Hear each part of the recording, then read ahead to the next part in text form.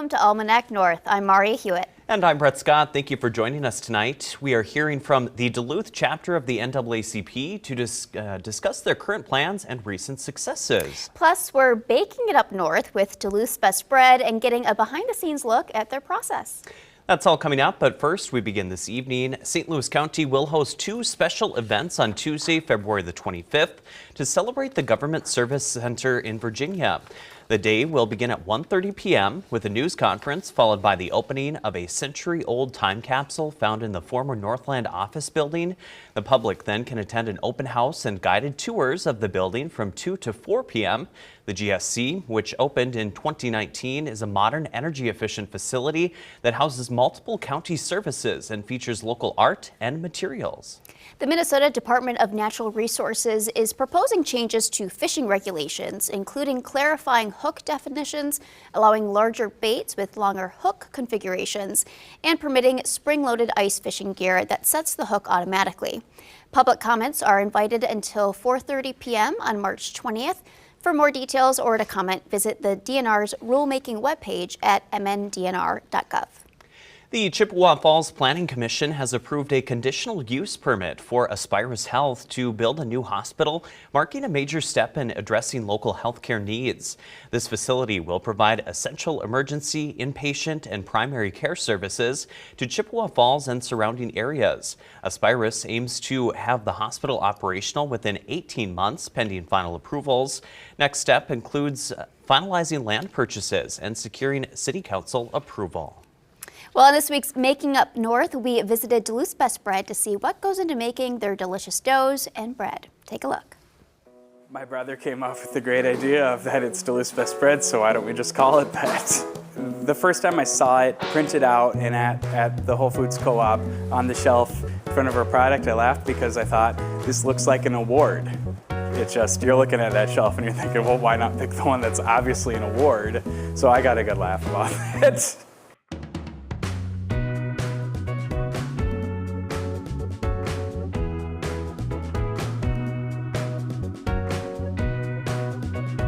Okay, Duluth's Best Bread is a French and German European style bakery. So we deal with sourdoughs. We're doing a lot of things by hand. So sourdoughs for the breads and baguettes, and we're doing croissants and variations of croissants mostly for the pastries. So a lot of the things are really technique oriented. It's not machines, it's not based on speed or proofing speed. Things don't come from start to finish. Everything takes about 2 or 3 days. And we really wanted to do was something that had a really good flavor and we took our time with, and was something that wasn't currently offered in the area. So things that are difficult to make, there's a higher barrier to entry in the business, and so we wanted to do things that people could make at home if you knew how.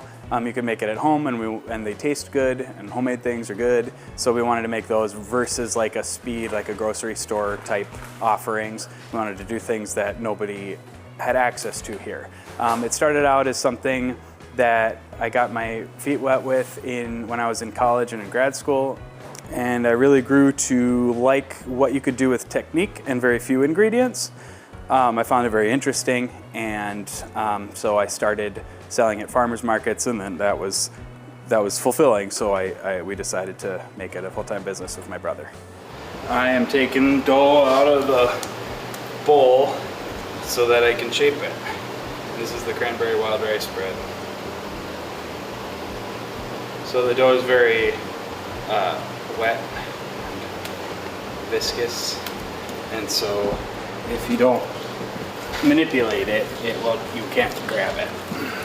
So by making it kind of in a ball, it makes it so that you can take it out and without spilling.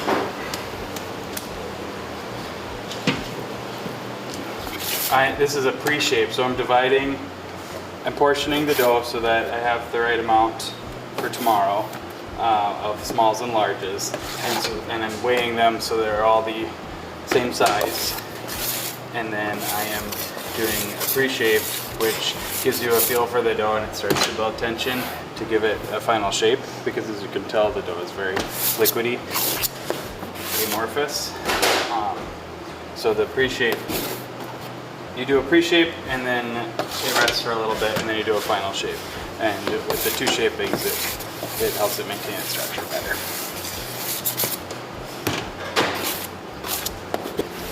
These are lined baskets. It will spread out like a pancake if I didn't put it in a basket the right size for the loaf. And so we will put these into the fridge now, and then at 9 o'clock tonight and beyond, the night shift will pull them out of the fridge and they'll flip them out. So as you see, I'm putting them upside down in the baskets.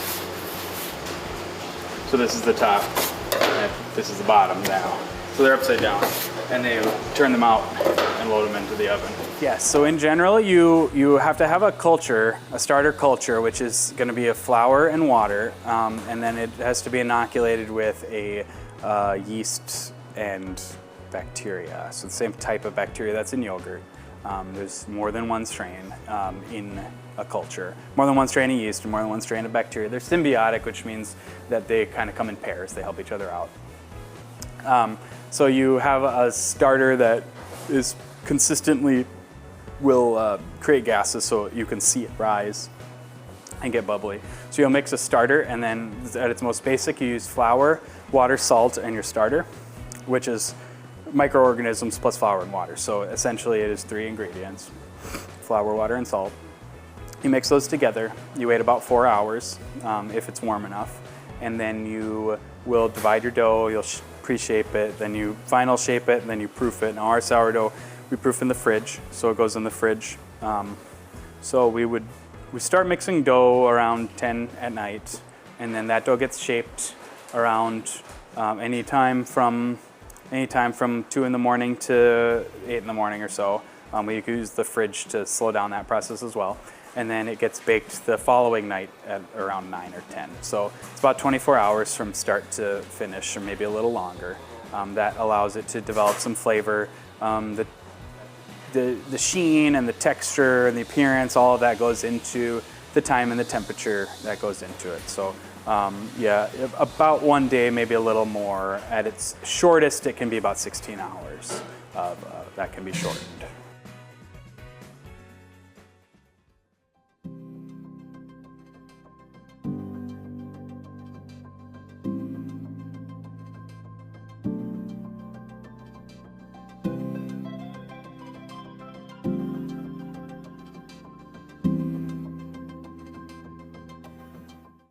Our guest this week is Susanna Palayo-Woodward, Criminal Justice Committee Chair for the Duluth chapter of the NAACP. Susanna, thank you for being with us this week. Thank you for inviting me this afternoon. We are so happy to have you. We want to get started. What are some of the core missions and objectives of the Duluth branch of the NAACP? Yes, so we align with the national chapter, the national organization of the NAACP. So our main goals and mission is to ensure the political, educational, social and economic equality of rights of all persons, and to eliminate race-based discrimination.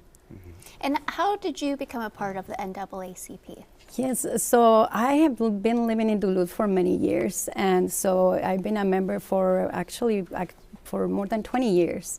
And so through the years, I have been a member of different committees. I have held with the MLK Rally and March Committee. We do a dinner every year, the Freedom Fund dinner. So I have also collaborated with that. And then in the last, I would say maybe 6 years, I decided to be a co-chair, and I was in the Educational Committee and now in the Criminal Justice Committee. So what I like about the NAACP is that you can be as much as involved as you want, or just become a member and attend meetings. So we have monthly meetings where people can come and either join a committee or learn what we're doing, and then people can choose to join a committee or then maybe just volunteer in one of our programs that we do. And you are on the Criminal Justice Committee, as you mentioned. Yes. What type of work are you focusing on with that? Yes, so we've been working and partnering with the Duluth Police Department. And so since after the murder of George Floyd, we started to work and looking at pretextual stops. And trying to hopefully at some point eliminating the pretextual stops. We also work with the community to educate them. We also provide cards to the young people and to anyone that wants this about knowing your rights. So if you are stopped by the police, and to try to educate people about what the rights are. What are some of the specific initiatives or programs that the NAACP in Duluth is focusing on right now? Yes, so we have several committees. So we have a health equity committee, the criminal justice committee, we have an economic empowerment committee. And I will say this year, one of our biggest accomplishments in the last 5 years has been in our economic empowerment committee. We were able to establish and support and start it's called Ignite, Empower, and Transform Endowment, and we also have an office now. And the goal is to empower people to expand their economic wealth.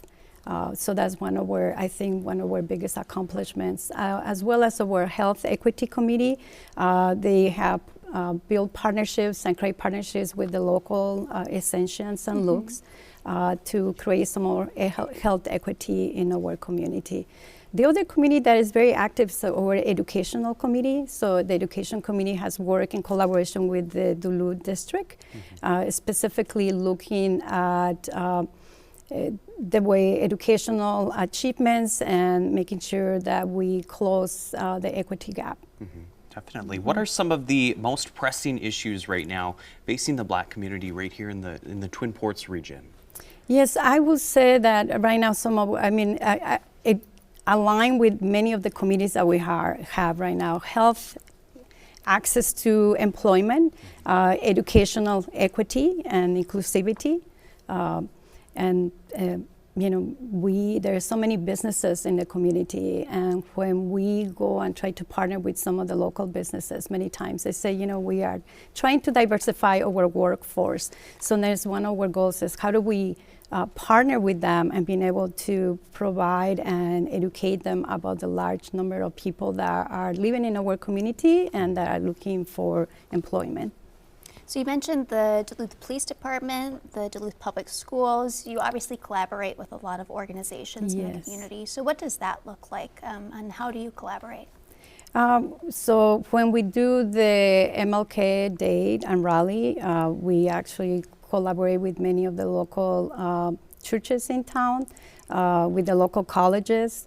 So St. Scholastica, Lake Superior College, the University of Minnesota Duluth are very always there to support us, as well as many businesses like Minnesota Power, the Whole Foods Co-op, just to mention a few. I don't want to that they call me and say, you didn't mention our organization, but I think through the years we have really created some really good partnerships with the local community.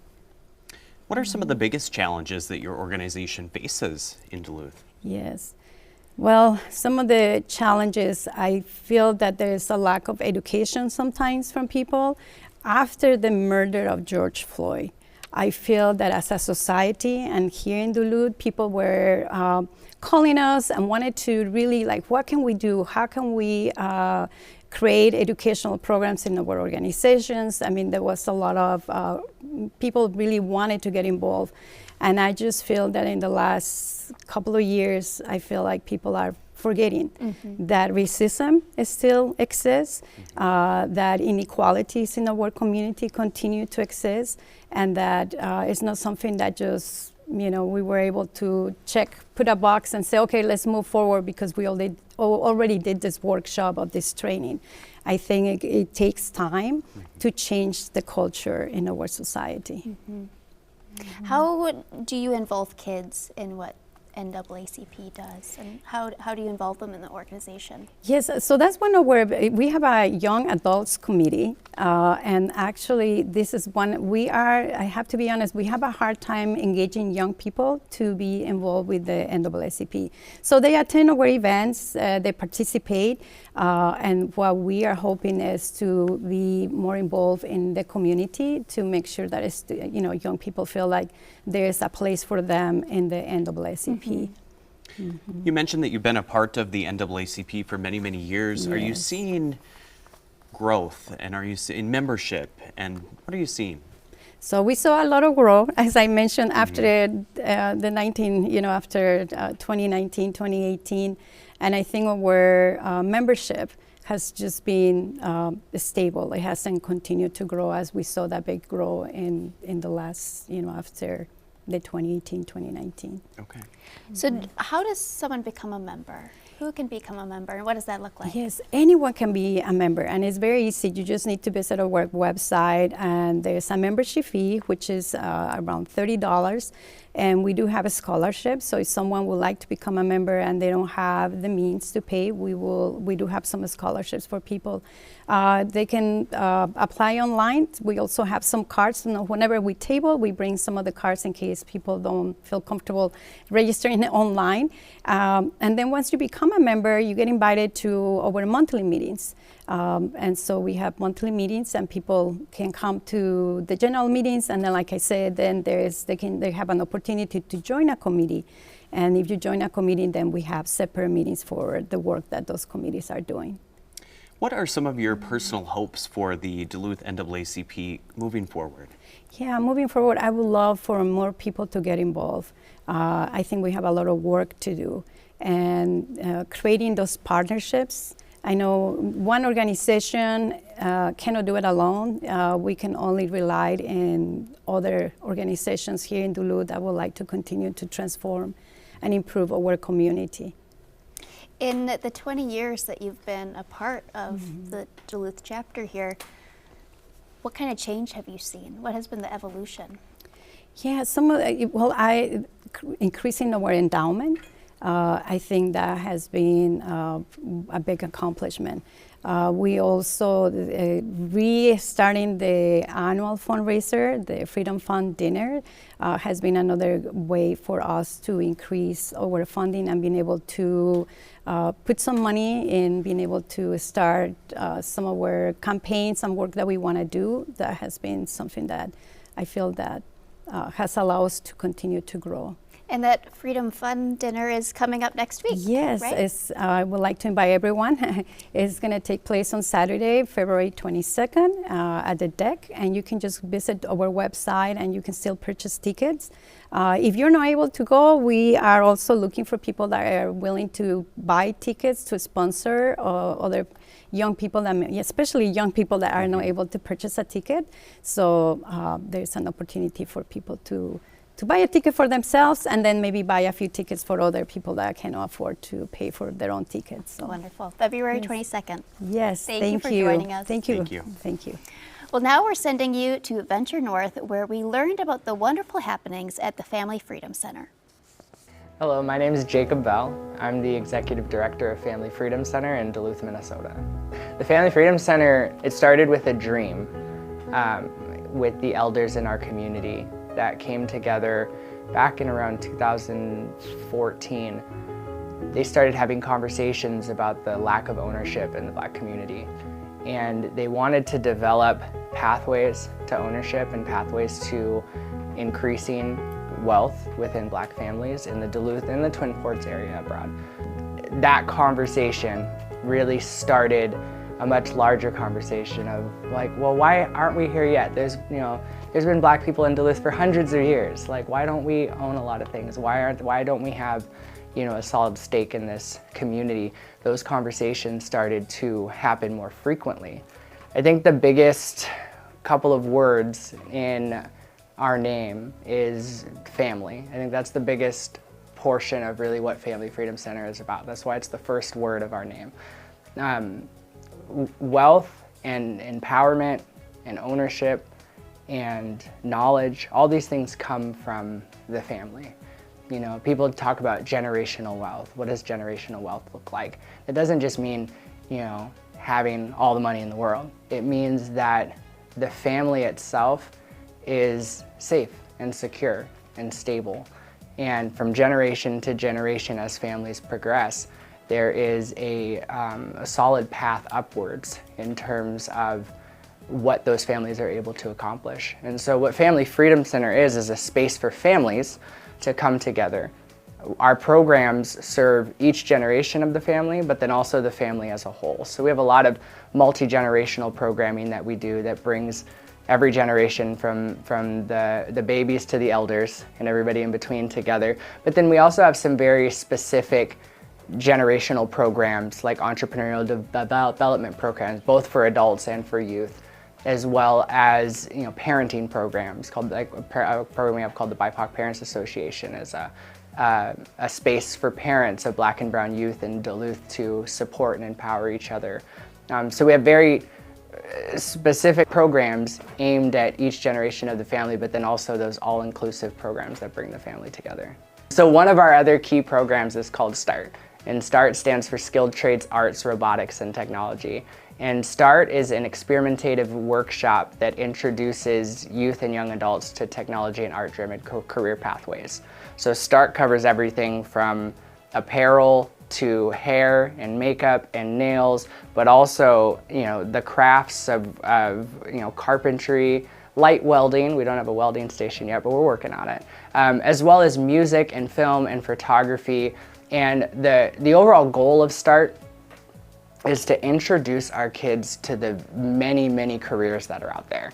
I think often in the education system, we prepare our kids for the workforce, but we don't necessarily prepare them to be business owners themselves or to create new things or to really own a stake in their community. And so START is really first and foremost about introducing kids to how many different careers are out there, but then also giving them a taste of each one and taking them on field trips to the Carpenters Union, for instance, but also showing them how many different jobs exist in the music industry or in the apparel industry, just to help them broaden their horizons and to see what all is out there, to give them an opportunity to dream and to dream big.